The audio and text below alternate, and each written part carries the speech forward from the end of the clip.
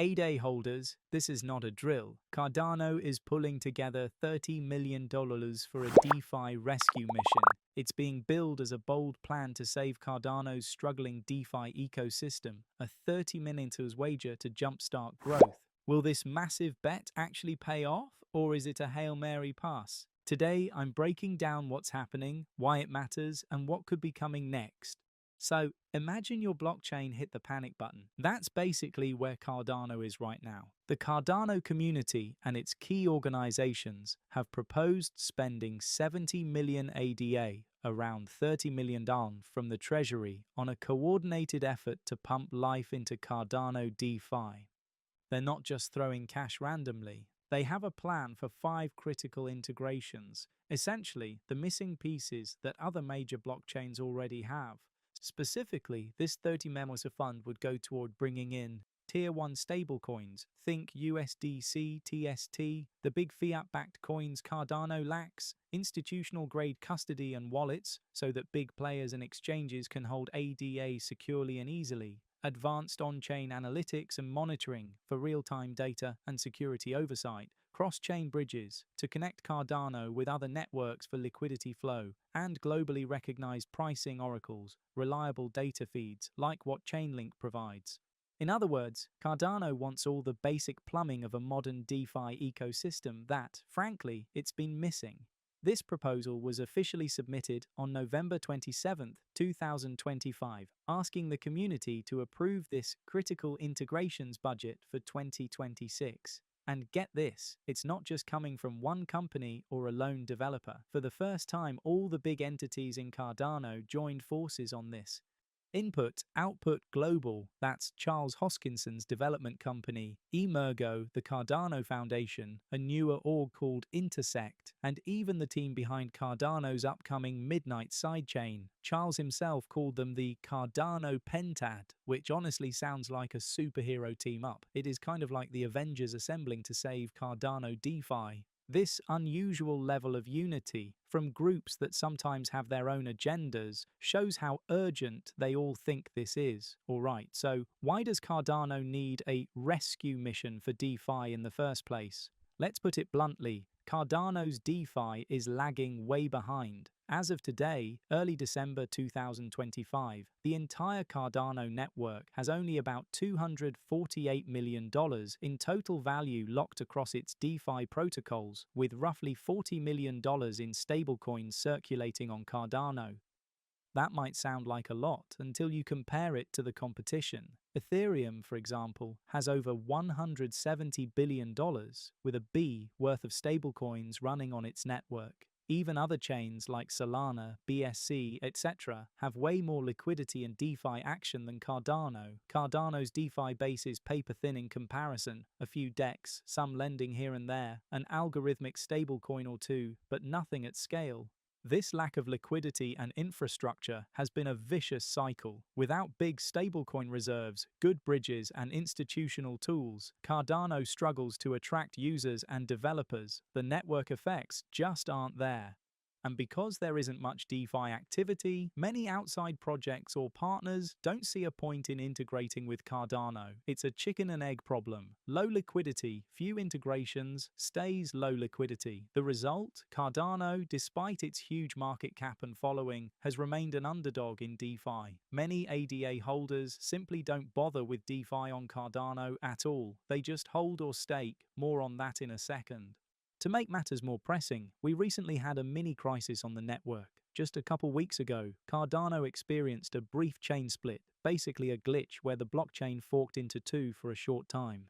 It was caused by a weird, malformed transaction exploiting an old bug. Now, it was resolved quickly and no lasting damage, but it spooked people. It shined a light on Cardano's operational maturity. Things like real-time monitoring, analytics, and fail-safes weren't as robust as you'd expect for a network aiming to court big institutions. In other words, Cardano got a wake-up call that, hey, we might need better infrastructure now, before something bigger goes wrong. So between the low DeFi activity and incidents like that chain split, the timing for this $30 million infrastructure push makes a lot of sense. The $30 million fund is essentially about buying Cardano some much-needed plumbing and bridges, literally and figuratively. Instead of waiting for organic growth, Cardano's governance treasury is saying, let's invest in ourselves and pay to integrate what we need. They're negotiating with Tier 1 partners, presumably trying to get the likes of Circle for USDC or Tether, major custodians, Oracle providers like Chainlink, and so on.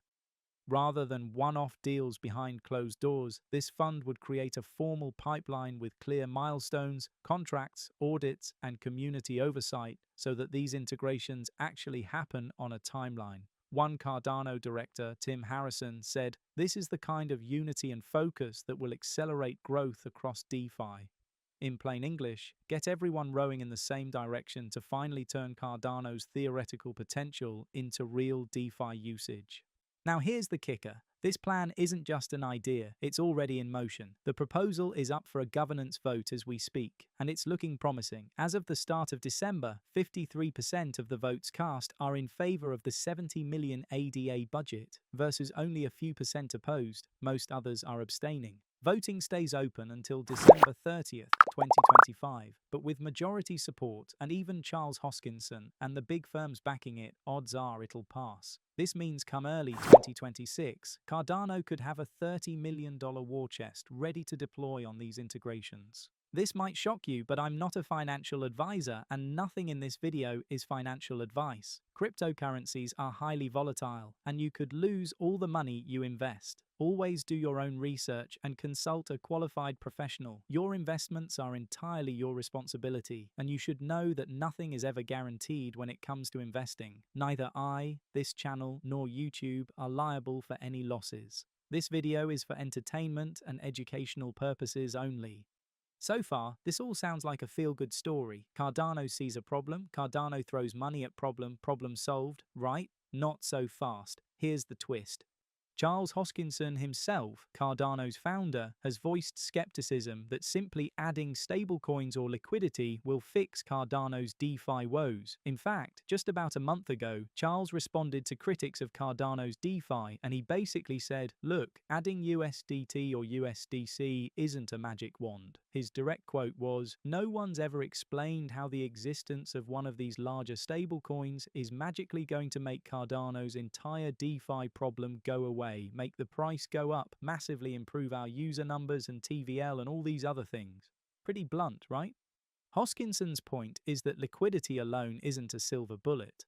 Cardano actually already has some stablecoins. You might have heard of DJED, an algorithmic stablecoin, or even newer ones like USDA, an asset-backed stablecoin in the works.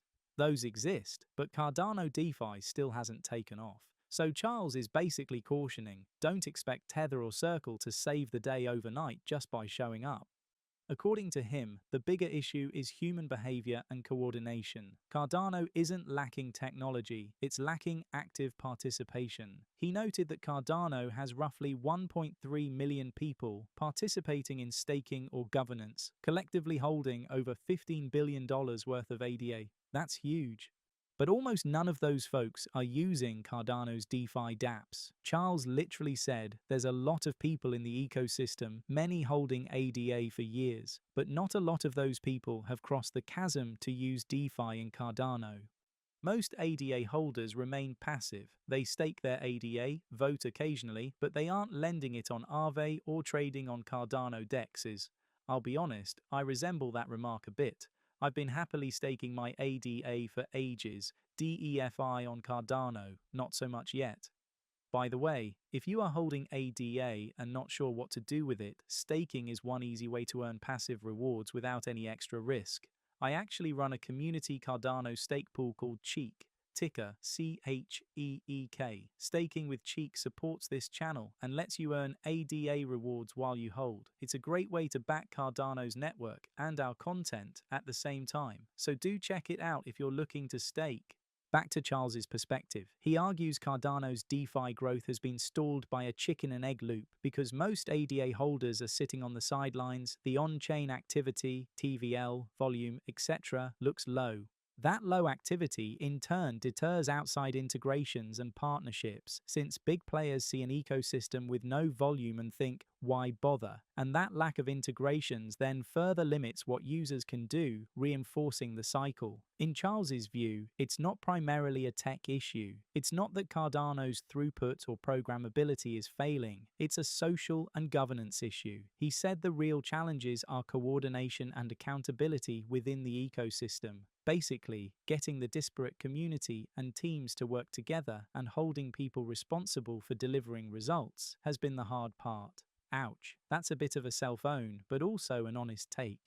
So, how does this square with the $30 million integration plan? Interestingly, the plan addresses some of the coordination problems Charles laments. It forces a unified effort, but Charles also has a bigger roadmap in mind beyond just importing USDC or an oracle. He's been talking about tying Cardano's DeFi into Bitcoin and even other networks. For example, Cardano is working on a sidechain called Midnight, a privacy-focused network, and there's the whole RealFi initiative, bringing real-world lending to Cardano. Hoskinson's vision is to integrate Cardano with Bitcoin's DeFi and liquidity. He wants ADA and BTC to flow between chains to be used in lending, stablecoins, etc., bridging Cardano's ecosystem with the huge capital base of Bitcoin. If Cardano can tap into Bitcoin liquidity and even things like wrapped BTC on Cardano or vice versa, that could be a game changer. He's claimed that these moves, Bitcoin interoperability and platforms like Midnight, could channel billions of dollars in volume into Cardano native stablecoins and protocols if executed well.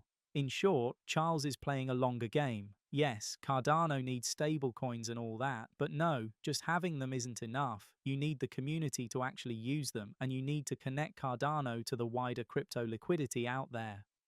There's a bit of a contradiction here. On one hand, Cardano's community is pushing this $30 million plan precisely to bring in stablecoins, custody, oracles, the stuff many say Cardano lacks. On the other hand, Charles is out here saying, even if we had those, it wouldn't magically fix anything. Who's right? Possibly both. The truth is, Cardano probably needs both the infrastructure and the user engagement. Think of it like building a fancy gym in a town where everyone's been too lazy or intimidated to exercise. Building the gym, with great equipment and trainers, is the $30 million integrations plan. But getting the townspeople to actually show up and work out, that's the community behavior part. You kind of need the gym and a motivation for people to use it. This brings us to a critical question. Even if this plan succeeds in onboarding, say USDC and a bunch of new tools by mid-2026, will ADA holders actually step up and use them? Or will most people continue to just stake and hodl ADA passively? Cardano's future as a DeFi player may hinge on the answer. Remember, Cardano's strength is that huge community of ADA believers, people who've stuck with it through thick and thin. There are millions of us, and together we've locked up tens of billions of dollars worth of ADA by staking.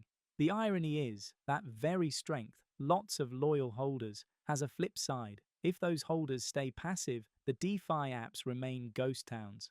Liquidity is called liquidity for a reason. It needs to flow. It's not enough to have assets. They need to move around, trade, be lent, borrowed, used as collateral, etc. for DeFi to thrive.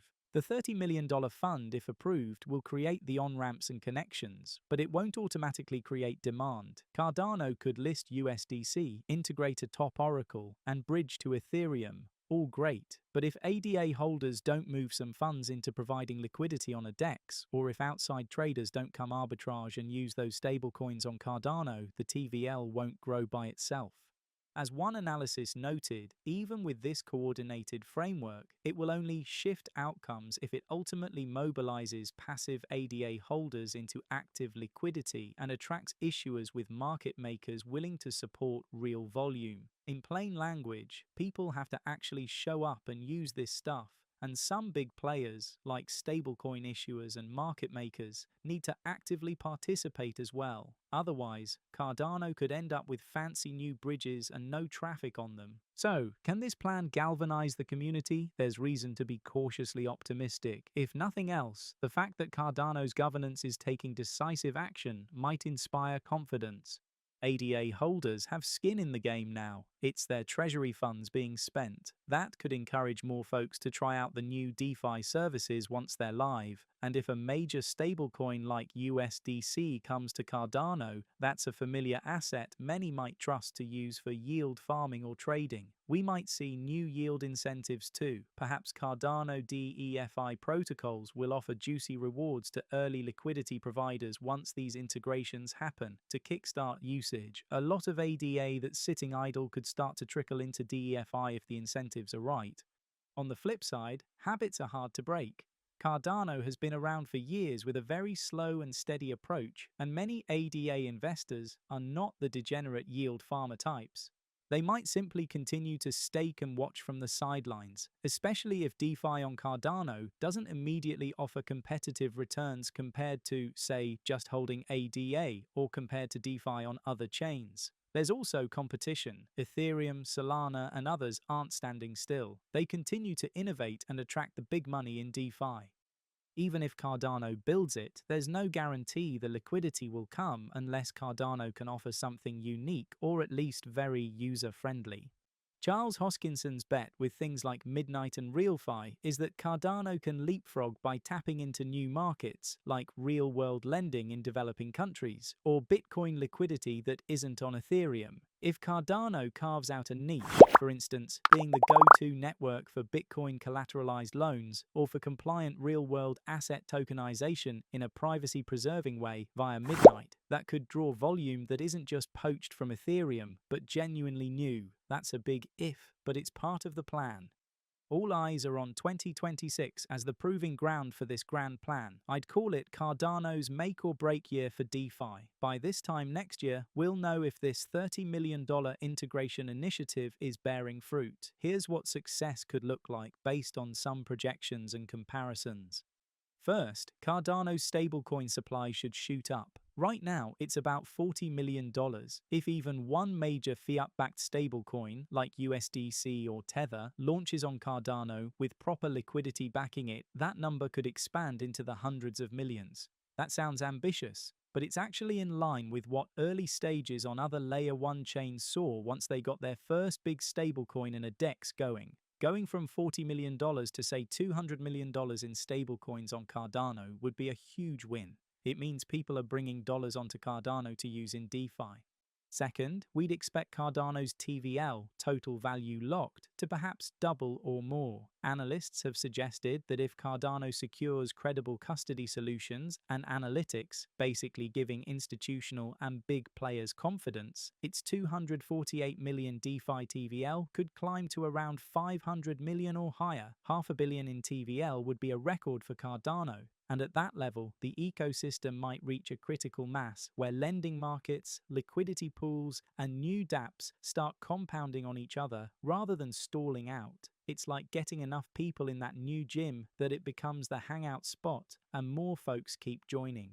Third, Cardano would have all the minimum infrastructure in place to actually compete for bigger opportunities. That means, by end of 2026, Cardano would ideally have top stablecoins, top oracles, robust bridges, good analytics dashboards, institutional wallets, etc. With those, Cardano can credibly pitch itself for things like regulated DeFi pilots. Imagine a bank using Cardano for a tokenized asset trial, real-world asset issuance, maybe some government bonds or commodities being issued on Cardano, and those BTC ADA liquidity flows that Charles is aiming for via interoperability.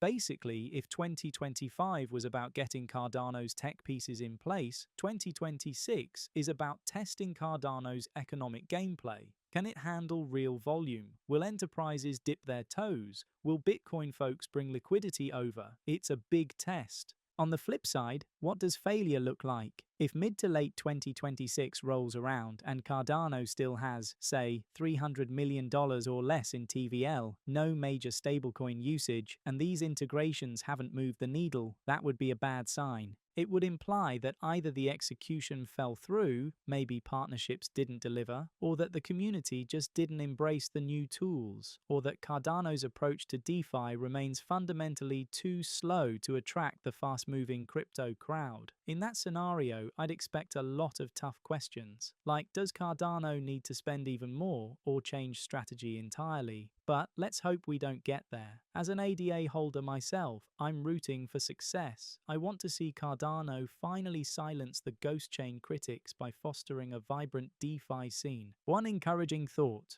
Cardano has been often compared to a slow cooker. It takes its time, but when it delivers, it's solid.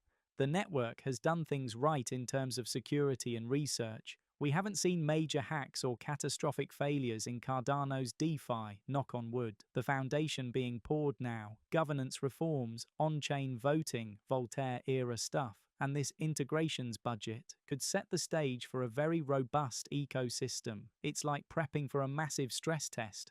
Load up on liquidity, link to other networks, and see if Cardano can not just survive, but thrive under more usage. Bottom line, Cardano is making a $30 million bet that it can go from a DeFi backwater to a serious player by 2026. It's a rescue mission for Cardano's DeFi, but also a bold strategic bet on its future. If it succeeds, Cardano might finally unlock the promise that ADA holders have been waiting for: real adoption, real utility, and yes, potentially a more valuable network. If it fails, well, $30 million might end up looking like a drop in the bucket of what's needed, or worse, a sign that the community's money could have been spent elsewhere. As we stand on the cusp of 2026, I have to say, this is one of the most pivotal moments for Cardano since its launch. It genuinely feels like a make or break chapter, and the best part, or the scariest part, it's largely in the hands of the community. The money's coming from Cardano's own treasury. The success depends on Cardano's users embracing the changes, and even Charles, the founder, is watching from the sidelines on this one, having given his 2 cents on what's needed. I'll be here following it closely and keeping you updated. In the meantime, I'll keep staking my ADA, shameless plug, with our stake pool Cheek, and staying engaged in governance so that I'm part of the solution, not just cheering from the bleachers. Because if there's one takeaway Charles impressed on everyone, it's that we, the ADA holders, ultimately decide Cardano's fate. It's time to step up. Will 2026 be the year Cardano's grand DeFi bet pays off? I can't wait to find out. Thanks for listening, and let me know in the comments. Do you think this $30 million gamble will transform Cardano's DeFi or not?